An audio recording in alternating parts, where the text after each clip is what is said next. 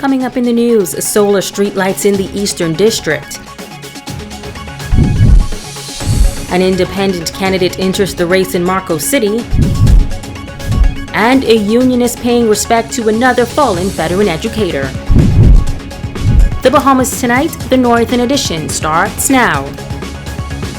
This is the Bahamas Tonight, Northern Edition.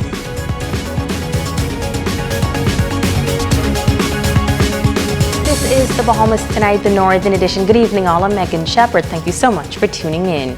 Topping the news, a big project nearing completion in the East Grand Bahama community. And most settlements in the Eastern District now have solar streetlights. You may remember that East End lost most of its lighting infrastructure during Hurricane Dorian, leaving the area in darkness for months. Government officials say the move to solar energy is to ensure that residents do not have to be concerned about that issue going forward. Italia Hall explains. Hurricane Dorian devastated the community of East Grand Bahama. Most of the electricity poles were torn down, while residents can now breathe a sigh of relief as there is now a solar lighting system throughout the community.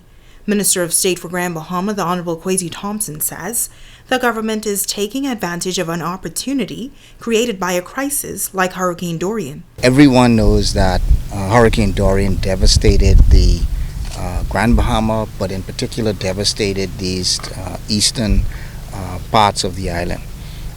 And one of the things that the government, through the DRA, decided to do was to partner with NGOs, but to take advantage of a crisis. And they saw the opportunity in the crisis. So, as was said, we now have solar lights so that if there ever is another issue with electricity, that all of these portions of and all these settlements in the east, they now will have street lights that will be powered by the sun. Minister of State of Disaster Preparedness, Management and Reconstruction, the Honorable Pakeisha Parker Edgecombe, says the project is a partnership with an international organization. Food for the Poor has been instrumental in donating these solar lights. We are thankful for what they have come into our country and assisted us with in repairing and rebuilding our communities. It is all about sustainability moving forward, and as we mentioned, always building back better. And so today we're very appreciative of all of the hands that would have gone into this effort. We look forward to these lights benefiting the community significantly, and moving forward, this is what we're going to be bringing to the table to ensure that our community is safer. Electrical engineer for Grand Bahama Engineering Procurement Construction Company Limited, Derek King, says the company was engaged by the Disaster Reconstruction Authority to install the solar lights. And that's from Sweeting Ski, McLeanstown, Pelican, High Rock, and Freetown.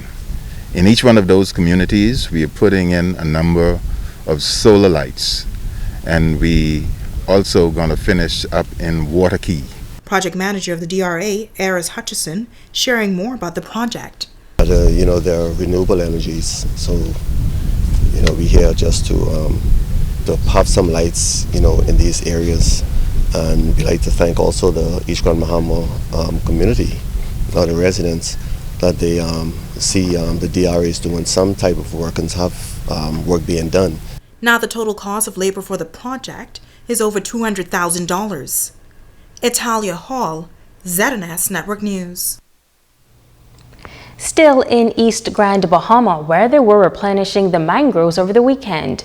The mangroves play an important nursery function for a variety of commercially and recreationally important flora and fauna as they promote biodiversity and protect our shorelines from storm surge and erosion. Research conducted by Bonefish and Tarpon Trust, BTT, along with collaborators, show that Hurricane Dorian destroyed a significant portion of the mangroves. Bonefish, Tarpon Trust, and Mang teaming up over the weekend to plant mangroves in the East Grand Bahama community. So one of the things that we first did, we did some quick surveys, and we saw that there was significant damage, especially to the mangrove ecosystem. And then we did some more serious surveys, and what we found was very distressing. So those surveys showed that due to Hurricane Dorian, we lost 73% of our mangroves here in Grand Bahama. And what was that number? That number, we lost 22,000 acres of mangroves in Grand Bahama, and then in Abaco they lost 40% of their mangroves, and that was 21,000 acres. So major impact, something that around the world hasn't really been seen before. So this effort is a special one, and it is collaborative. So we decided to, Bonefish and Tarpon Trust, partner up with Mang. These guys out of Palm Beach, they are a retail company, but they are also all about mangrove restoration. The focus of the weekend project was to help kickstart recovery of mangroves and to educate the community. They are nurseries for commercially and recreationally important fish. So like all your snappers, that's a nursery for them. For your groupers, that's a nursery. Your lobster, and then also for catch and release fish like bonefish. Bonefishing brings in $169 million to the Bahamas every year. And to Grand Bahama alone, it brings in $40 million a year. So it's very important that we get these habitats back up. And then also they are very important to protecting our shorelines from storm surge and erosion. And so what we're trying to do, this is the start of it, we are trying to kickstart recovery. We're trying to help Mother Nature get going again, because all the adult mangroves got killed off, so there's no seeds coming in. So what we're trying to do is plant in these areas where there's adult mangroves so they can grow to adult size and then reseed themselves. The second doses of the COVID-19 vaccine rolling out today here on Grand Bahama and New Providence. The administration of the second dose of the COVID-19 vaccine continuing at the Susan J. Wallace Community Center. And those who want to take the vaccine can now make an appointment to receive the second dose. According to the National COVID-19 Vaccine Consultative Committee, the date of your second dose appointment should be no fewer than 7 weeks after your first appointment. To make an appointment online, you can go to vax.gov.bs. Now to date, more than 36,000 doses of the COVID-19 vaccine have been administered in the country. Sunday, 35 of the newly infected are on New Providence, 8 in Andros, 2 on Grand Bahama, and 1 on Exuma, for a countrywide total of 10,908. At last count, the recovery count was 9,854. The latest dashboard also showing that 90,693 tests have been completed, 313 on Sunday. Of that figure, 10 were repeats and 2 were inconclusive. COVID-19's local death toll climbing to 214. The latest victim, an 85-year-old New Providence man who died yesterday. Another 26 deaths remain under investigation, and still 5 people are in the intensive care unit. Another 53 are listed as moderately ill. And in other news, a former member of the Progressive Liberal Party offering himself as an independent candidate in the upcoming general election. Tonight, we hear why the independent candidate for the Marco City constituency believes the time has come to focus on redistribution of the wealth. Shashina Rowe-Farquharson reports. The time is now. Former Chief Counselor for the City of Freeport, Kevin Ferguson, says the time is now for change, and this is why he is offering himself as an independent candidate for Marco City in the upcoming general election. Where I'm concerned, consultative representation. I'm going to find out what it is that you need. I'm going to say, okay, I have $150 million that I want to give to people for grants. I'm going to weigh that out. I'm going to look at all of the persons. It's not going to be one click, you know. It's going to be what is good for the goose, be good for the gander. Do you think you can win Marco City? Hands down. Hands down. As an independent candidate, because of who I am, what I stand for. Everyone who needs me will get to see me. Everyone who needs my assistance will get it. It doesn't matter, you know. When I walk through here, I don't see PLP and F&Ms. I see Marco City residents. It don't matter. As campaigning as a local government candidate, I never pass a house. If I even think you red and I'm yellow, I'm coming to that house because I need your support. Ferguson, the former national vice chairman of the Progressive Liberal Party, initially offered himself on the PLP's ticket. However, the nomination was given to educator Kirk Hollingsworth. But he contends that with or without the PLP, his decision to run as a candidate is to better the lives of residents within that community. So where does he stand now with the party? I'm a PLP at heart. Always been a PLP. The philosophy is something I believe in.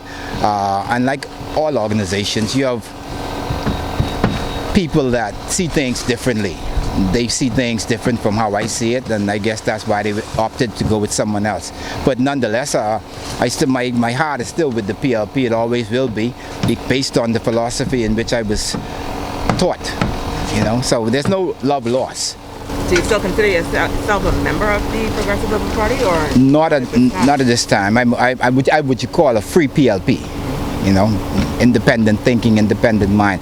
But what he believes is even more important at this time is the redistribution of wealth and empowerment for all Bahamians. The FNM is in power. There's this clique, 5 to 6 people who eat like nobody's business. They just continue to eat. When the PLP come to power, you get the same thing, 5 to 6 people eating. I believe that the wealth ought to be shared. Government contracts ought to find a way to be shared. And Ferguson has had his share of controversy. But here's why he believes persons should mark an X besides his name. What you see with me is what you get. I'm not going to be a part of any deal making.